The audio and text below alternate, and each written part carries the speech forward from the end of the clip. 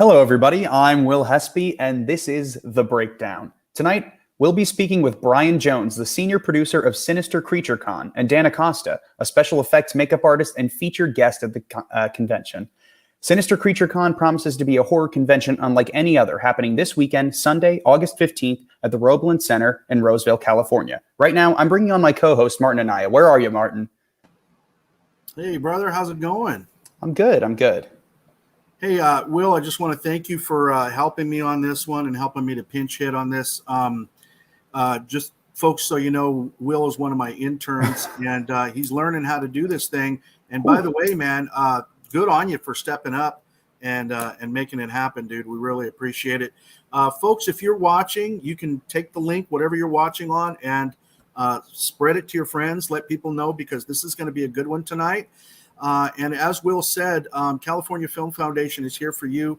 We're here. You know, if you go to our website, you're going to find all kinds of resources, from most of it being for free, of all kinds of folks who are, you know, presenting just the way these gentlemen are here tonight, all different kinds of stuff in the world of cinema.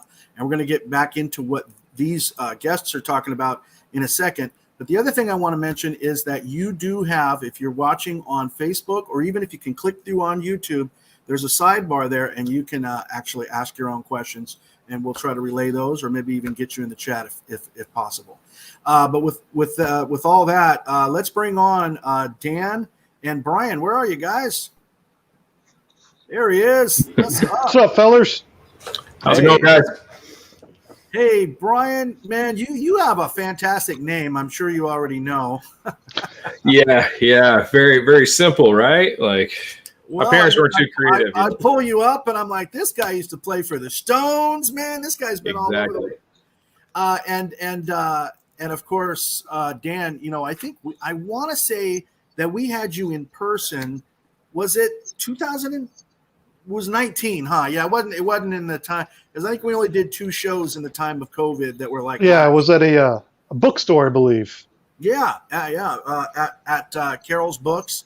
Yes, and very cool place. House, dude. Yeah, it was. Yeah, oh yeah, the oldest African American bookseller in Sacramento. You packed the house, and people were hanging on your every word, dude. If I dare say it, I think you got a fan base.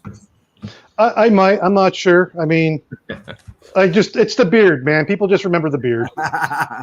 Well, I'm sure you're too modest to admit it if you do. But let's ask Brian. This guy's got a little bit of a local fan base, and probably beyond that, I'm guessing. Absolutely. I mean, honestly, I think I might be his #1 fan. So, absolutely, yeah. No, Dan is Dan's the real deal, man. And I'm not saying that just because he's part of our show. He's legit, and he's a good friend too, which I think speaks volumes above any character. So, most definitely. Well, let's if we could, let's talk about this Sinister Creature Con. And it's going on this Sunday. So if you guys are watching this live, if you're watching it later, don't worry. You'll have plenty of reason to keep watching, because there's always going to be another con coming up. But tell me about this Sunday. Where is it and what is it, for those people that never have heard of Sinister Creature Con? Yeah, well, Sinister Creature Con is basically a practical effects horror genre convention. So if you're a fan of anything spooky and scary and horror related, that's basically what it is. So we have a lot of different celebrity guests, as well as makeup artists throughout the Northern California area, including Dan and some other ones from different makeup schools, and other artists throughout Sacramento. It's going to be held in Roseville this time. Normally we're at the Scottish Rite Center, but bless them, they were actually becoming a vaccination center during the time we were looking for these dates. So we moved over to the Roebelin Center for this one show. Normally we are a 2-day show, but this one will be on August 15th. Doors open at 11 o'clock, ends at 7 p.m., which is a Sunday. Normally we're a Saturday, Sunday show. However, with everything that happened with the pandemic and things of that nature, we had postpone and cancel shows. So this is a way for us for those people who had those tickets from the past to be able to utilize them for this event, as well as other vendors who wanted to move their table over to this event as well. And it gives us a bigger floor plan to be able to safely do this, respectively to everybody that's going through these things. So yeah, it's a fun show, man. We got a lot of great things happening. Cosplay competition, panels with the guest, Star Wars. First time ever we decided to go into the sci-fi realm and do some Star Wars and carry home from Aliens. So, and then of course our makeup and fabrication stuff, which Dan could speak definitely to that. So. Oh yeah, I'm looking forward to that. Let me throw it over to you, Will. I know you got a couple questions prepared for these guys, and I'm sure. I mean, Will, let me ask you a question. Have you ever been to a science fiction or fantasy or horror convention before? No, I'm not. Okay. You know, I'm more of a, I don't go places, to be honest. I don't go to a lot of places. All right, well, if you were thinking about going to this, what questions would you ask these guys? I'm a fighting game fan, and I noticed that Kari Hiroyuki Tagawa is going to be there. And so for people who don't know, he played Shang Tsung in the original Mortal Kombat movie, 1995, not the new one. And then he also played Heihachi in the Tekken movie. I thought that was really cool. You know, even though I'm not a big horror guy. You guys, that's amazing. Absolutely. Yeah. What's your question? What's your question as it relates? Oh, yeah. You know, in all of the years, I know, Brian, you joined in 2015. Sinister Creature Con launched 2014. Who has been maybe your favorite guest or some of your favorite guests over these past years? It's a tough question because every year I feel we have our go-to as far as what we like, you know, and in a lot of ways as a producer, you're kind of selfish on what you want to book sometimes. But with that, you have to keep in mind that, you know, I'm 43 years old. So some of the horror stuff that I watch is not necessarily what the fans want to see because they're, you know, 19 to 24. So you have to kind of keep that in mind when we come to booking certain guests. You know, honestly, some of the funnest guests that we've had are the ones that I didn't expect. Like, for instance, Noah Hathaway, which we have back again. Noah is a blast. One of my favorite guests to have at the show. We've had, you know, obviously Carrie was a huge one that my business partner and I definitely been wanting to book for since this thing has launched. That is a booking that I feel, I don't know, it's gonna turn heads all the way around, anywhere to the video gaming to, you know, the old school Mortal Kombat TV movie, excuse me. You know, Carrie's just amazing. So it's really hard to say, to be honest. That's a hard question because all our guests have been pretty fantastic. To be honest, we've been extremely fortunate to not have anything that's been too dramatic or over the top as far as guests go. So to be honest, that's just a question that's pretty broad for me. So Interesting. Yeah. Well, yeah. Let me see if I can see some of these comments here because you've already got a few. Now, by the way, Brian, you've got a fan of your beard.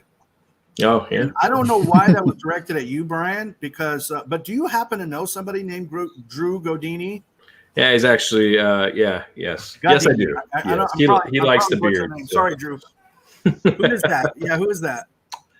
Drew Godoni joined as a volunteer, I would say 2 years ago. He was a fan of the event, attending the event with his wife as well. Prior to that, and he joined us our first show when we branched out and went to Stockton Arena on one of our shows. So. All right. Well, I noticed he didn't say anything about your beard, Dan, and but I'll be the one. If I may, I'll be the one. You've got a very distinctive and distinguished beard, my friend. Well, thank you. You're very welcome. There's a couple other comments in here. Somebody says they're looking very forward to this con. Now, somebody is indicating that they're an anime fan. Now, you said you're branching off into sci-fi and fantasy a little bit. Why? I mean, because at first, you know, I always thought of it as just strictly a horror con. But yeah. Can you address that? Well, to be honest, I feel like if you watch the original, for instance, the Star Wars films, you look at the original Star Wars movie, to me, that is a very candid horror movie that doesn't get played into the horror realm. Same with, for instance, Predator. To me, is not sci-fi. That's a horror movie. It's very brutal in a lot of ways, as well as Aliens. Aliens can be brought into the same category as horror, very much so, especially with, you know, the creator of the aliens and things of that nature. Geiger was definitely very horrific in his artwork. So for me, it all ties together. I think the main focus on those, though, is not necessarily the genre itself, but more of the going back to why we started the show, and that's the creation of makeup on these people and on these creatures. I mean, seeing a human being wearing a suit that was created by somebody for hours upon months, for 5 minutes maybe on camera. I mean, to me, that's the true nature of what makeup, prosthetics, and practical makeups can do, rather than the CG stuff. So for us, when we look at those, that's kind of how we view it. Even with the newest, The Predator, and Brian A. Prince, who's coming out, I mean, he still wore a suit in that film. It wasn't a CG type thing. So for us, we kind of look at it that way, rather than the actual sci-fi or anime or things of that nature. So yeah, well, and that also brings up another, I think, interesting point. Well, actually brings up a fantastic segue, because you have one of the makeup artists here, and one of the things that Will and I were talking about off camera before the show was just, kind of what gets people into the media. And Will, let me just ask you, so you're an intern. Was there a seminal moment for you? What was it that made you decide to get into communications? I think I love talking, and I talk a lot, and I wanted to get really good at it.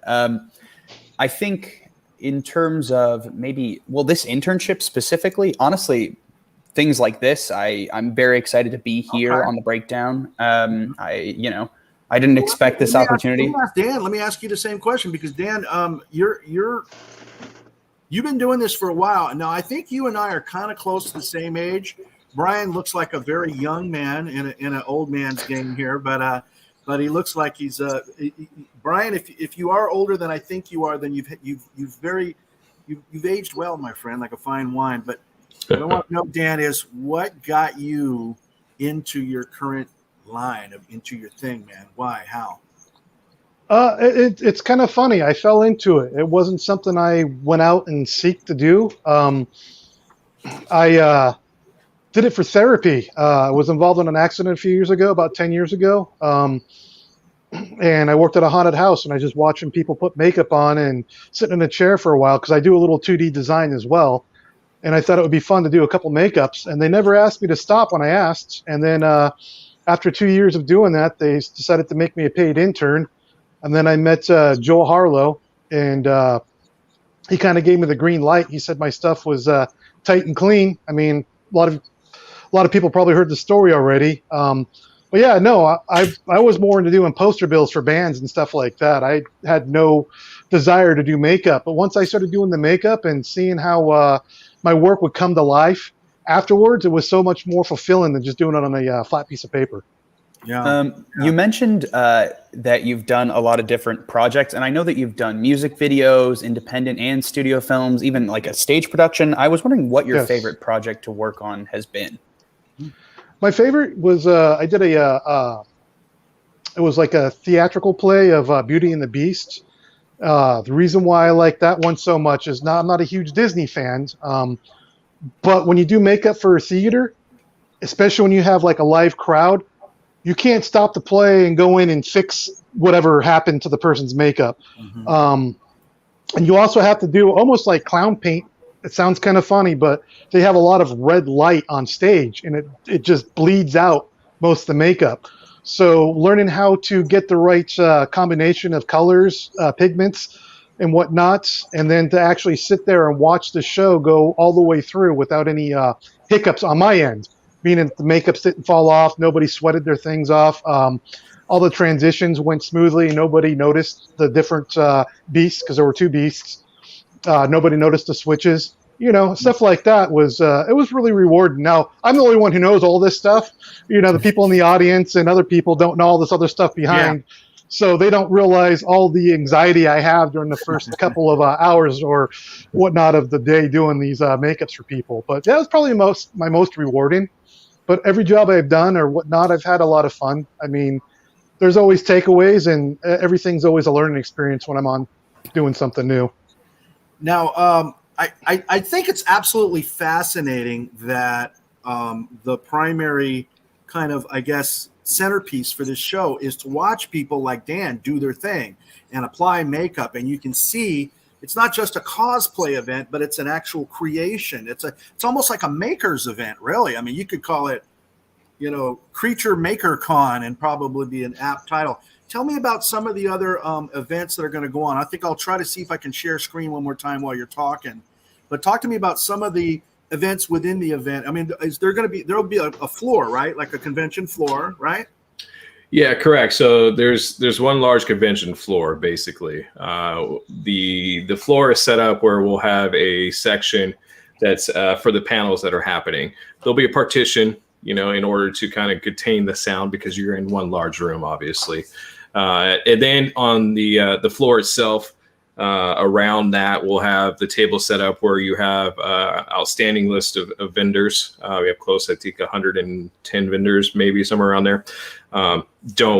Don't quote me on that. I could be way off, but I know we have a lot of vendors. And then also trickled in with that will be a celebrity section, which then we'll also have on like around the perimeter end cap probably will be where the makeup will be happening.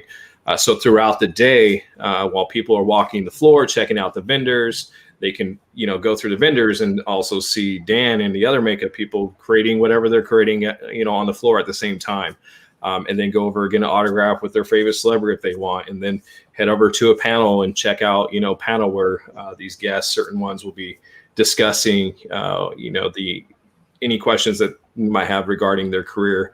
As far as like Star Wars or horror and aliens and things of that nature. So there's a lot of different options throughout the floor. There will also be a cosplay competition that's being arranged that people can sign up for and go through that, which is always fun. This year we went from not knowing what we can do to being able to actually produce a show that people could still safely come to and enjoy themselves. So we're really excited to get it all together. But yeah, normally at our regular venue, we have these areas kind of separated by different rooms, which is contained a little bit easier as far as the panels and things of that nature. But with this center being so large, we're able to do it in one big massive. It's like, almost the size, almost bigger, I think, actually, than like the convention center floor. So it kind of give me an idea of like the space. So. Yeah, man. I've been to the event. It's an amazing event. By the way, also your partner in crime also puts on the Sacramento Horror Film Festival. You want to tell me a little bit about your partner and maybe I don't know, we're not here to necessarily promote that event, but I mean, if you got something you want to tell me about it, for those that may not have gone, I mean, it's also a really great event. Yeah, so my business partner is Tim Une, who runs Love Horror Events. Under that umbrella, we have the Sacramento Horror Film Festival. We have the Love Horror Short Film Festival. We also have Sinister Creature Con, obviously, as well as Amber Sweet, which is a shadowcast group that we usually do like Rocky Horror Picture Show and Clue, and they'll reenact it while it's on stage, so you can participate in that. So we do a lot of different events throughout the year. Obviously, the last year we haven't done any, but we are getting back in that realm. We also do a show called Louder Than Wolves, where we raise money that goes completely towards victims of sexual assault. 100% goes towards some type of charity for that, where mostly the people that are at the show that are producing or on stage doing slam poetry or whatever that might be have been survivors of such incidents. So it's a really personal show for us, be able to raise money for a good cause too. So yeah, we've been doing this for quite a while. Like Sinister Creature Con was launched in 2014, but Sacramento Horror Film Festival, I believe, is going on close to 19 years now. So it's been quite an interesting ride, so to speak. Yeah. Well, by the way, I'm getting some questions and some comments. Looks like we're getting a lot of interest. Says, hey everyone, this is Alyssa. Says, hey everyone, what advice would you give to someone who's thinking about getting into this special effects industry or the makeup special effects industry? It must be me. In fact, go to Sandy's event. Yeah, right? I'm not doing that one. Right. What would you say, Dan? Well, it's kind of weird. I went about it the wrong way. Trying to get in, I was going to cons and meeting celebrities and whatnot.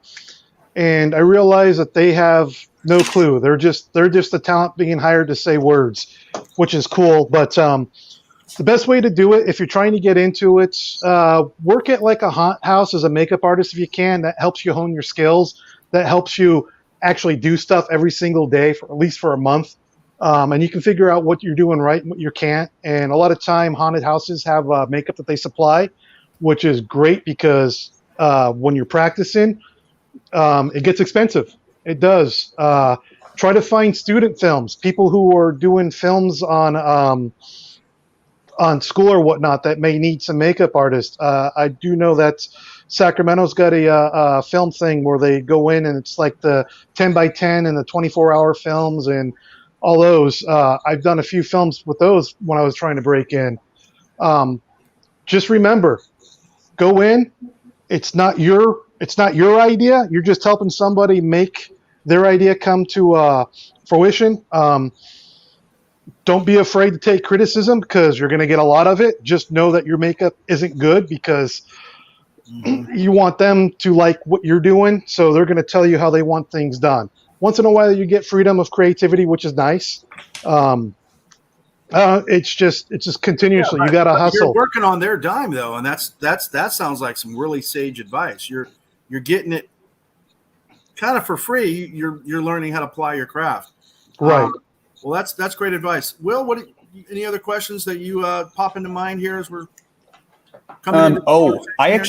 If we're moving towards the end, I had sort of a general question about horror, in popular culture. What do you guys think about these like lengthy horror series where it's like, we're on Saw 12 or whatever?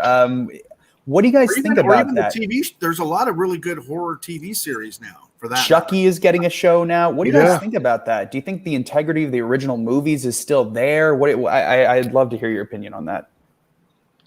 Yeah, how much of a purist are you guys? Are you just like loving everything? I'm a little different. Some of the shows I like. I was a huge Dexter fan. Obviously, that was a prolonged horror show, in my opinion. Chucky was cool, the first movie. I'm not a fan of any other ones after that. If we're going to touch on favorites, the Alien stuff. I'm a fanboy of Alien. I call that sci-fi horror.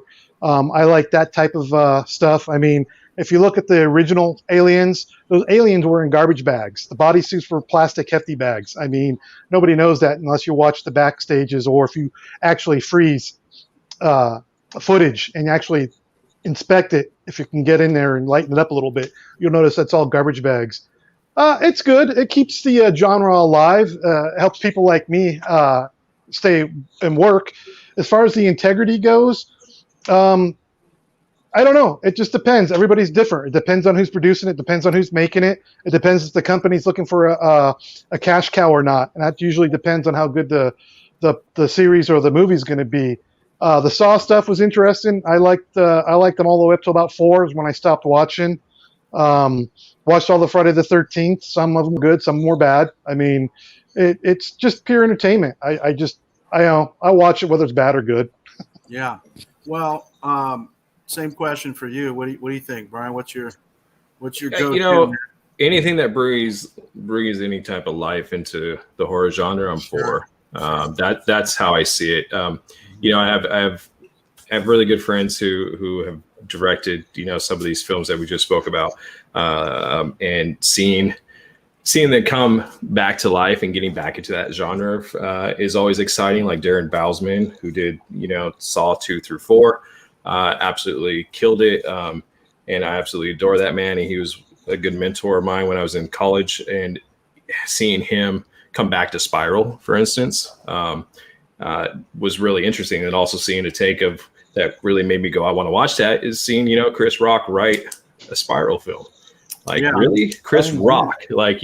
So when I see things like that and hearing like LeBron James has a Friday the 13th film that he wants to do, that excites me. I don't care. These guys have deep pockets. Let them make their movie because it's going to breathe light. People love those dudes. People love people like that who can influence a new generation of people. And like I said, people younger than us who is going into these conventions are not wanting to see Sackhead Jason or these people anymore. They want to see. All right, man. They want to see the new school. You know, let me honestly, to that point. Oh, go ahead. Because I was and one last point to jump into with that is like the idea of a character, a Jason, a Freddy, a Chucky.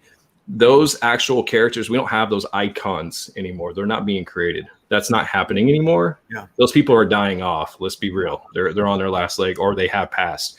The last one I would say that maybe has that kind of icon status is Art the Clown recently. I think that he is the new that.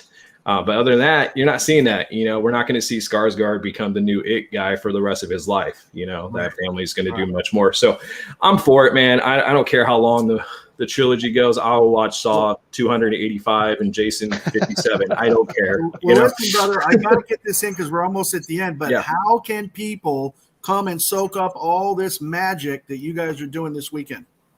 Pretty simple. Tickets still on sale. SinisterCreatureCon.com. You can buy tickets at the door. Kids 12 and under are free as long as they have, one adult, with them. And one thing as well, we don't care about anything that's happening in the world as far as politics go, but we're just asking. We want to continue keeping these events going. So face covering must be over mask. That's right. If you don't like it, stay home. Plain and simple. Right. I don't have a problem with telling people that. So just come out and have a good time. SinisterCreatureCon.com. Correct. All the details. It's in Roseville, so for the first time in a new venue. So you got to familiarize yourself with that, folks, so you can get those tickets ahead of time, or like you said, go to the door.